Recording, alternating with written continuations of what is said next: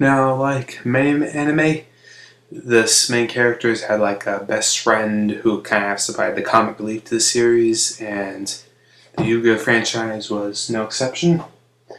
And in the first series, we have Joey Wheeler, aka Katsuya Jonochi.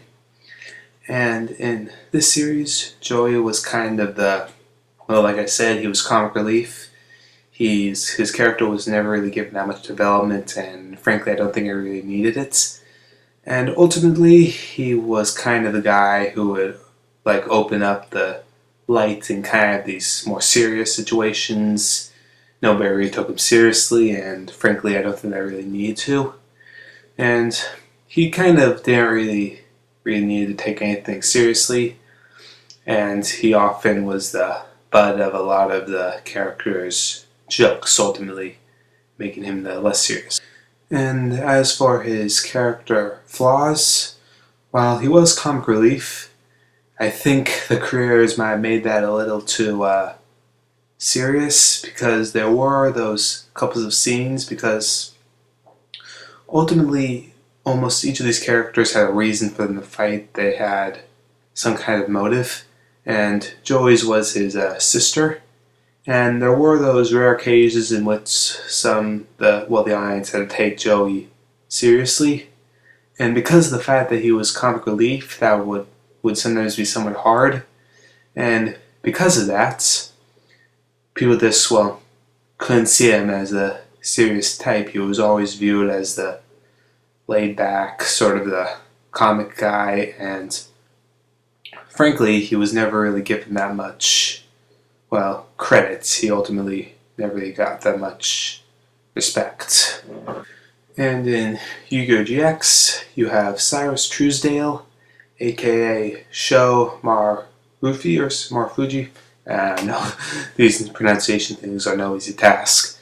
And ultimately, he was still a comedic guy, and he had plenty of weaknesses. I suppose you could actually compare him to Yugi. He was very timid. He did not like dueling. He did not like facing I can't really say he didn't like dueling. Well, let's say he didn't like facing a challenge. And that was kind of supposed to work for the story, because Jane was supposed to teach him how to be outgoing, how to actually walk head on into a challenge. And hence, he was probably one of the more developed characters in the series, opposed to some of the others. And come to think of it, he was probably actually the most developed character in the entire series in general.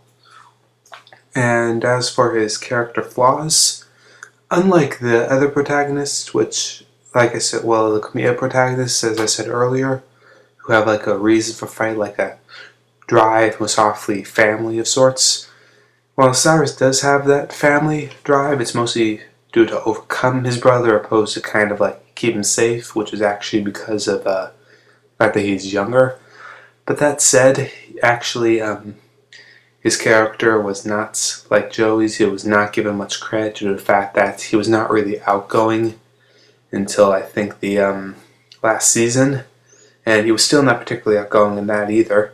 And ultimately, because of that, he wasn't really given much credit like Joey, and people would not really look at him and really see him as a serious guy. And frankly, it kind of didn't really open the gates to character development beyond Season 4. In Yu-Gi-Oh! 5Ds, we have Crow Hogan, and I kid you not, that is his actual name. As stupid as it may sound, that is in fact his original Japanese name. And frankly, Crow was actually not really so much comic relief compared to the other characters, but he kind of still opened the floodgates of sorts. He was the closest thing, I guess, due to the fact that he was actually the character who, out of the entire series so far, he has had the most space vaults, and he's often the target of a lot of taunts of people. He's often like kind of the scapegoat, I guess you could say, or at least Jack's scapegoat.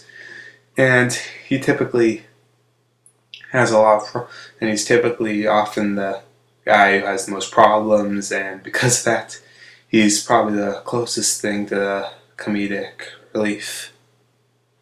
Now, Crow's weaknesses are a little harder to spot than some of the others, primarily because he's actually a character you can take seriously. Because I've actually seen myself that he does do some serious dueling, he does have some serious aspects to him. But with that said, he also kind of, when he does do comic relief, it's actually somewhat kind of, well, dull. It's not really that memorable. And it wouldn't really get you to laugh, mostly just get you to kind of smirk. And while it's not terrible, it's not really that great. And also, Crow, while he does have plenty of development, it's the development itself, it doesn't have a great impact. That's just like more, well, most characters I think should have a lot of development at one time. I think in this case it's just a little development over a very long time.